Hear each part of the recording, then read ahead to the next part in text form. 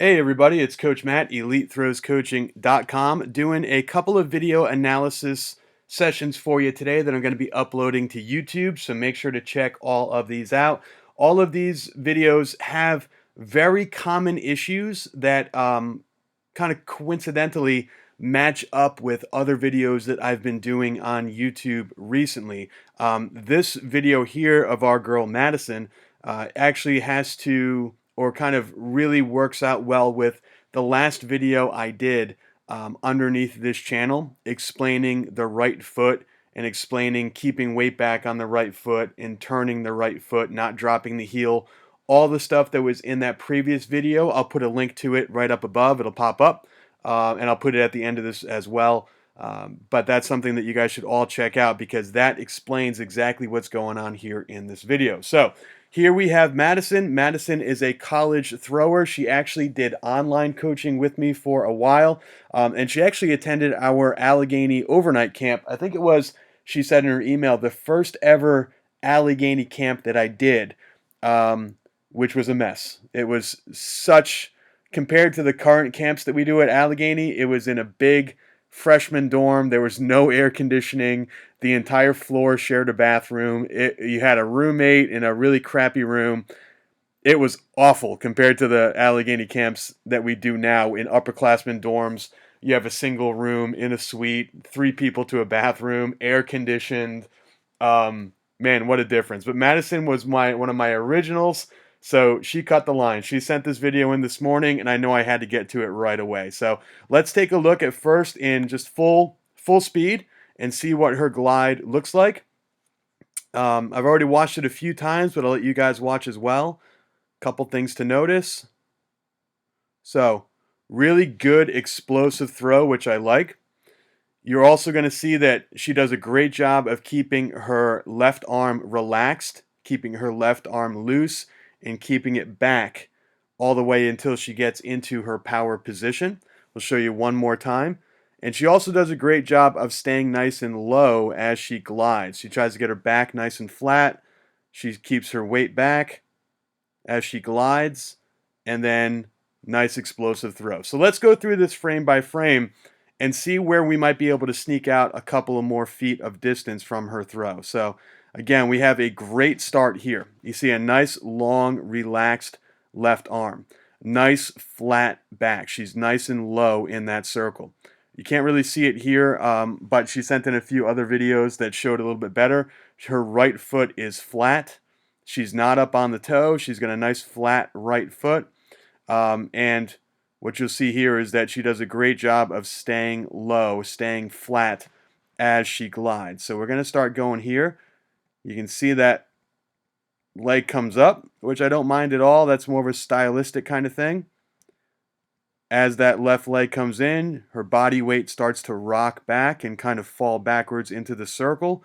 We've talked about that many times. Getting the car moving or pushing a car when it's already moving is a lot easier than pushing a car from a dead stop. So you can see how her body starts to rock backwards.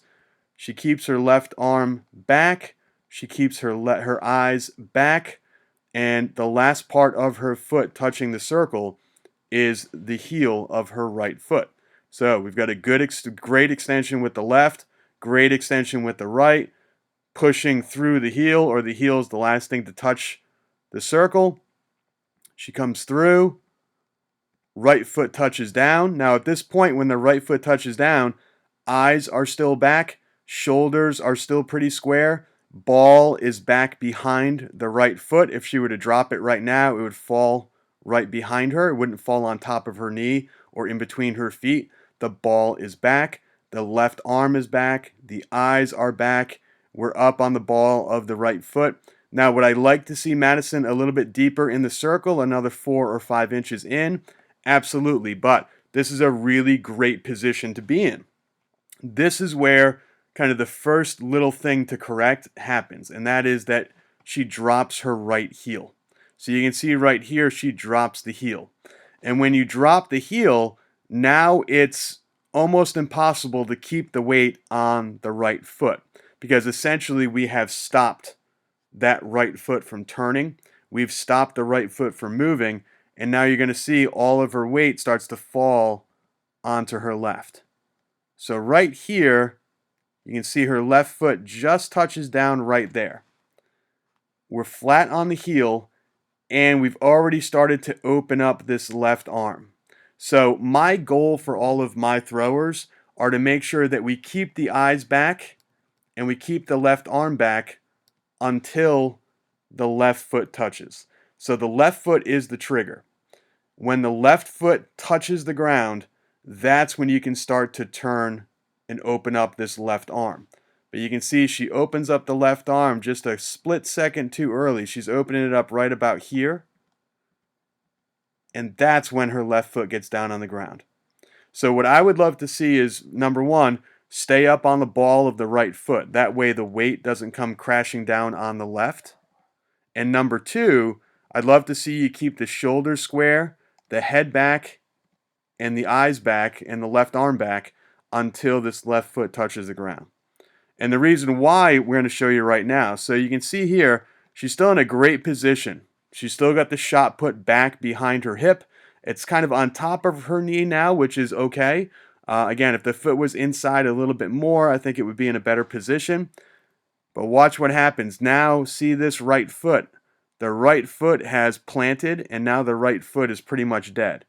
So as Madison goes to throw, you can see it's almost impossible to turn the right knee and to turn the foot and to turn the hips down the middle of that throw. So instead of turning the foot, turning the knee, turning the hip, remember that closing that we've explained before, just like 3 hinges on a door. The ankle, the knee, and the hip all should be pivoting and turning and pointing down the throwing area. Because the foot is flat, watch what happens. Now she has to lift the foot first. Then she tries to turn the foot second. But at this point, look what happens. The foot's not connected to the ground, and she's just shifting her weight forward to throw. So we don't want to shift weight forward and throw. We want to push through this right foot and get extension and push and explode and deliver force into the ground. And when we deliver force into the ground, what that does is it produces more force that, again, is going to be put into the shot if there's a big block on the left. And you can see we got a great block on the left. That left side stops. See how that left arm and the left leg really aren't going anywhere? But because that right foot's off the ground, we're no longer producing any additional force. We're just basically jumping into the throw, scraping the right foot, and lifting the right foot off the ground. So what I would love to see is, I'd love to see you keep your feet on the ground until right about here. Then you can attack the ball. But because your feet are too wide, and because the right heel is flat on the ground for so long, you're not able to turn the right side. You're not able to push through the ground. So in that last video, again, I'm going to put the link right up above. It's going to pop up. There are 2 drills. One is a stop glide, and the other one is going to be the gliding without putting your blocking foot down. Those are 2 drills in that video that are going to really, really help this throw. That video also talks about this idea of kind of cartwheeling out the front. See, it kind of looks like she's going to do a cartwheel out the front of the circle. Kind of looks like a gymnast about to do a cartwheel.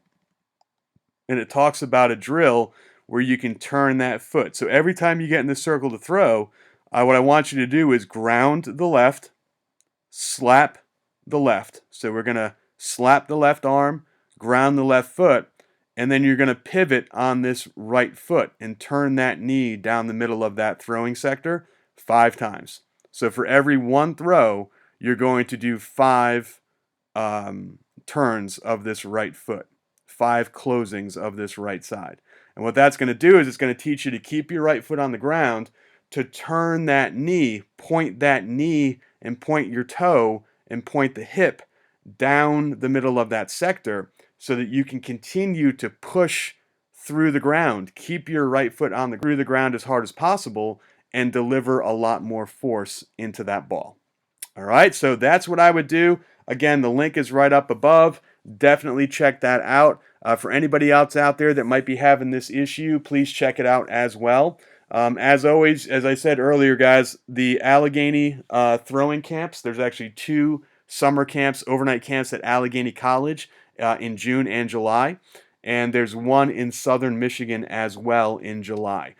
Definitely check those camps out. They are going to sell out very quickly. They do every single year. I'll put a link to that up above as well, and also in the description box down below. So make sure to check that out.